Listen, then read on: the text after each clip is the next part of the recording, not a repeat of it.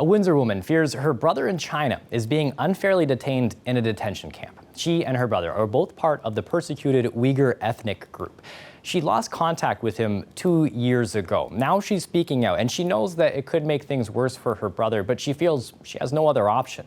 The CBC's Tahmina Aziz reports. Don't know his life or not. There isn't a day where Bilqis Mohammed doesn't think about her brother. She used to hear from him on a weekly basis.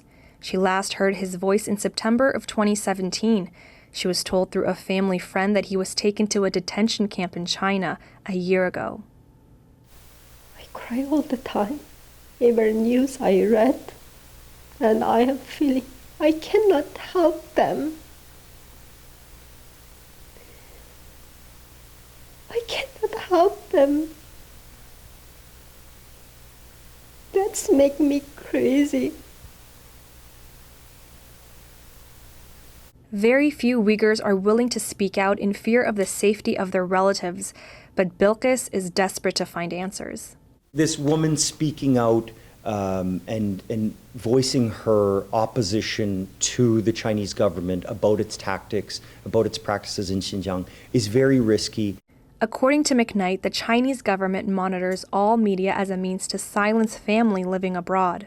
This has really cast a chilling effect on how vocal Uyghurs outside of China will be of the Chinese government policies. Amnesty International estimates there are 1 million Uyghurs in detention camps, something the Chinese government calls re-education camps. Mohammed says her brother traveled to Turkey and Malaysia and believes that's the reason for his detainment. One of the many causes for being detained is having traveled to what looks like a kind of a blacklist of 26 countries. They include many of the neighboring Muslim-dominated countries. The Uighurs in Windsor are a small but tight-knit community. They frequently meet up, but Bilqis Mohammed says there isn't a moment where they don't think about their loved ones back home. We first question ask each other, did you contact your family?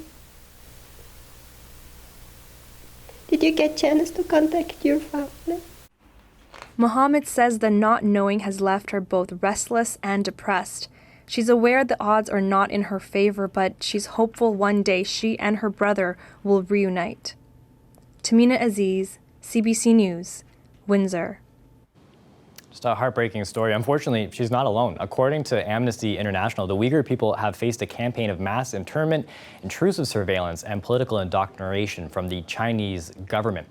The internment camps are in the remote western region of China. Many have fled to other parts of the world. There are about 1,500 Uighurs in Canada, and there's about 50 right here in Windsor.